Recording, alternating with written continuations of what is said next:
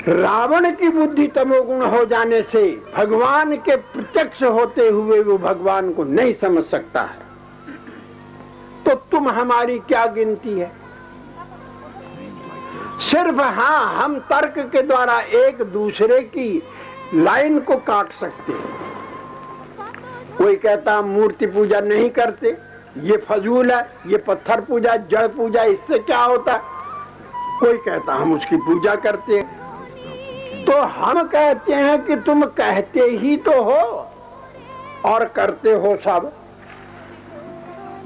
स्वामी विवेकानंद जी महाराज हैदराबाद गए हुए थे। वहां के वो बहुत बड़े जो थे अफसर, उन्होंने कहा स्वामी जी आपकी बातें हमें तो बहुत पसंद आई, मगर एक बात हमें पसंद नहीं आ कि आप मूर्ति पूजा को क्यों इतना सिद्ध करते हैं। उन्होंने बोला भाई ये बातें औरों के लिए छोड़ दो, तुम वो जो मूर्ति पूजा के अलावा और बातों को मान लिया करो। मगर तुम कहते हो कि हम मूर्ति पूजा नहीं कहते, हम कहते हैं तुम करते हो। तो वो उनके वहां बैठे हुए थे ड्राइंग रूम में, और वहां बड़े अच्छे अच्छे कला युक्त चित्र लगे हुए थे। उसमें एक उनके राजा साहब का भी चित्र था, और राजा साहब भी वहां पर की नजर पड़ी तो उन्होंने हुक्म दिया जरा उस चित्र को उठाओ। एक आदमी उठा, उसने चित्र वहां से निकाल के उनको पेश कर दिया, कहा इनके हवाले करो। वो भगवान को न मानने, राजा को जो कहता मैं भगवान नहीं मानता, उसके हवाले करो। कहा इसको फेंक और इसमें 2 डंडे मार। वो देखता है राजा साहब बैठे हुए सामने और डंडे मारे तो सवेरे ही बिस्तर गोल। कहा रे हम राजा को मारने को थोड़ी कह रहे हैं, हम तो फोटो में डंडे मारने को कहते हैं। तो कागज है कुछ है, और रंग ही तो इसमें इधर उधर लगाया हुआ है लोगों ने। हम तुम्हें कागज के ऊपर डंडे मारने को क्या, डरता काहे को है? मगर हिम्मत नहीं पड़ेगी उसकी। वो कहता, कहा कि जब तुम डंडा नहीं मार सकते तो इसके माने ये हुए तुम मूर्ति पूजा करते। तो यही तो मूर्ति की उपासना है, और क्या?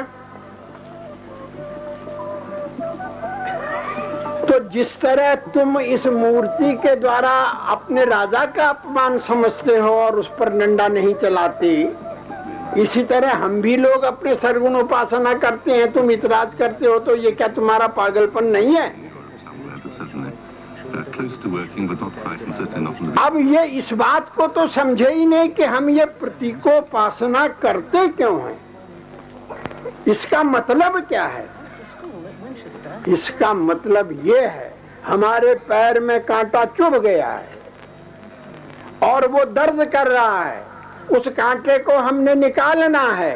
तो एक दूसरा कांटा हम हाथ में लेते हैं और जहां कांटा चुभा है उस जगह को और ज्यादा खोदते हैं। जब कांटा ऊपर आता है उसे खींच के फेंक देती है, और जिस कांटे के द्वारा उसको निकाला था फिर उसे भी फेंक देती है। हमारा दर्द ठीक हो जाता है। तो ये संसार की मोह माया का जो कांटा हमारे हृदयों में चुभ चुका है, इस कांटे को निकालने के लिए हमने अपने मंदिरों में ये प्रतीकोपासना रखी है। हम तस्वीरों की पूजा कर रहे हैं, हम फोटो मूर्तियों की पूजा कर रहे हैं। क्यों कर रहे हैं?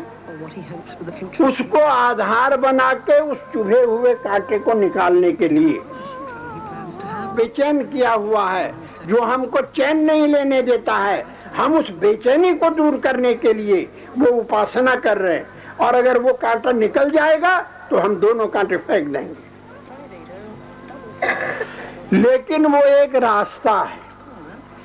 धर्म जो बात आप लोग कहते हैं कि हम धर्म को नहीं मानते, धर्म क्या है? धर्म को तो समझते ही नहीं, तुम मानोगे क्या?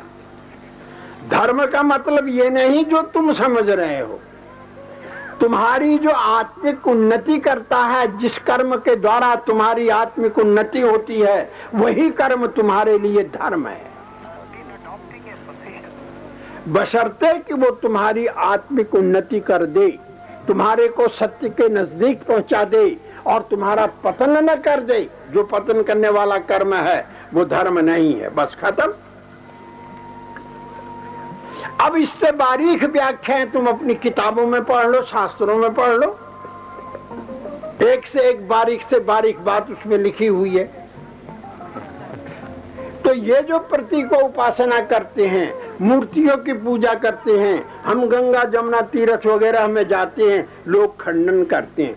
महापुरुषों ने भी कहा, जल के मंजन जे गति होवे तो नित नित मेढक नावे, और जैसे मेढक तैसे ये नर फिर ज्यों नहीं आवे।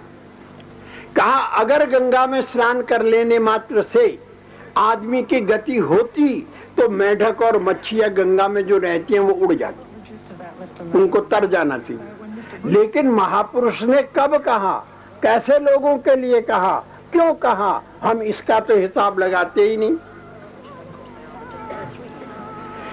गंगा स्नान से तेरे पाप जरूर दूर होते हैं, मगर किसके? जिसका उसमें विश्वास है उसके। जिसका विश्वास ही नहीं है, जो उसको मंदिर को, मूर्ति को भगवान का स्वरूप ही नहीं मानता, कोई आके ये कह दे हमें कि हम हनुमान जी की टांग तोड़ आए, और बेवकूफ, तुम हनुमान जी को समझा ही नहीं, टांग क्या तोड़ेगा रे? मिट्टी का हनुमान हो देखा तेने और उसे तोड़ आया, तेरा हनुमान थोड़ी है वो तो हमारा हनुमान है, जिसके द्वारा हमें उसका फल होता है। तुझको क्या फल होगा? तू तो मिट्टी का मान रहा है उसको, माने तो देवता न माने तो पत्थर। तू कहता है कि हम बहुत ऊंचा ज्ञान छांटता है, तेरे ज्ञान से सिर्फ जबानी जमा खर्च से थोड़ी वो बात होगा, समझे?